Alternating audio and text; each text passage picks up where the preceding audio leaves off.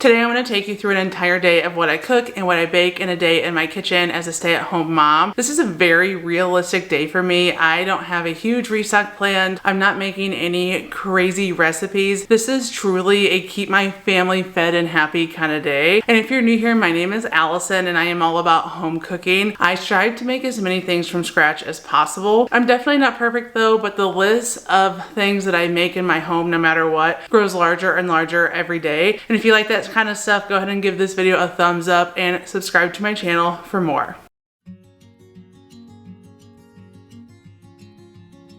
It's pretty common for me to do some prep the night before to make the next day easier, especially after my toddler goes to sleep. One thing is I do not like cooking in a cluttered or dirty kitchen, so usually I get my kitchen clean and then I make a mess right away. It's an endless cycle. There's always something to be cleaned and put away at all times, especially because I have a working kitchen and I'm always working on something.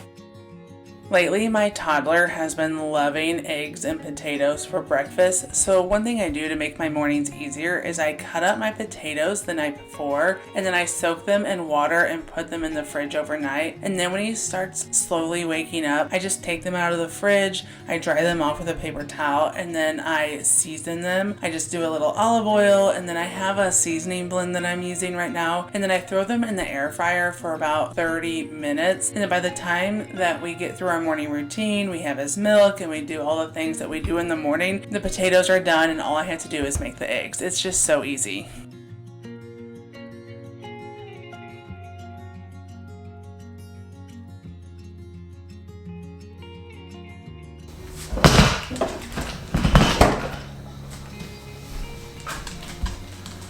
So it's almost lunchtime here, and typically for lunch we just do leftovers. I always make extra of whatever we're having for dinner just to make lunches easy. Yesterday I made chicken soup, which is definitely a household favorite here, something that we make pretty often because we just all love it.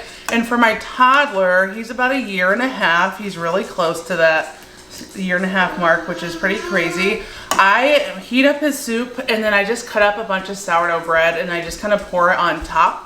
He's just a little too little to just have like a bowl of soup, you know what I mean? But this is the best way for him to eat it. And he really seems to like it this way.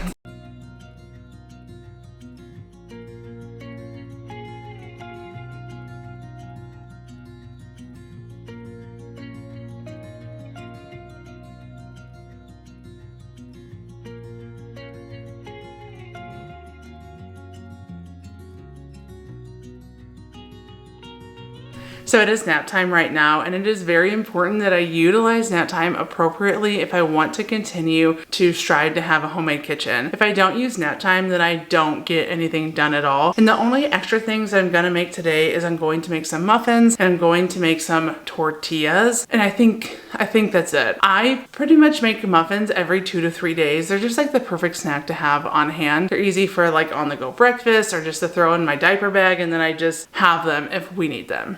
I started milling my own flour a few months ago because the nutritional value you get with fresh milled flour compared to store-bought flour is so much greater. And my mom bought me this mill for my birthday, and I did do a review on it and I still do recommend it. The only downside is that you have to mill your grains multiple times to get the correct texture, but for the price, I think it's worth it because it really doesn't add that much time to milling your own flour. It only takes it like 5 minutes.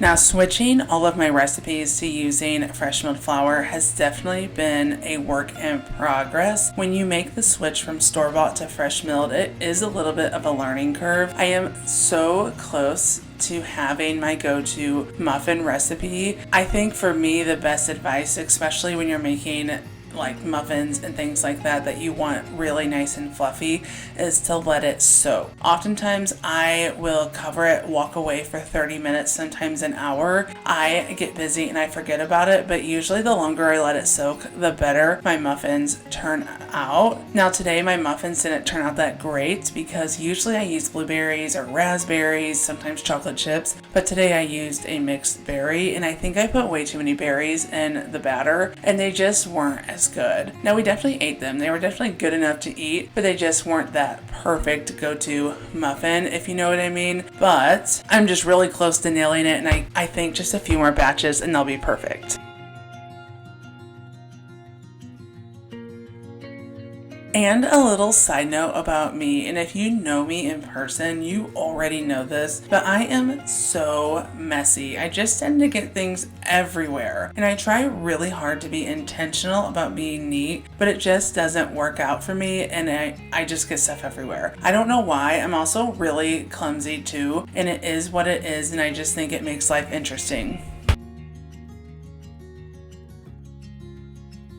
Now I'm making my sourdough discard tortilla recipe. This is my favorite sourdough discard recipe. I use this multiple times a week because it is so good. You can make so many things with this simple dough recipe. You can do tortillas, flatbreads, pizza crust. I even made pretzel bites with it the other day and they turned out pretty good. I actually made a YouTube short about this recipe. If you want to check it out, I will leave it in the description box for you. I've been making a lot of YouTube shorts lately just because it's such a quick and easy way to share some of my recipes and the things that I'm making in my kitchen. When I was making these, I had full intention on having tacos and making tortillas, but when it became close to dinner time, I just wasn't feeling tacos. We eat a lot of tacos. I love Mexican, but I'm kind of tacoed out, so I ended up making these hamburger barbecue pizzas.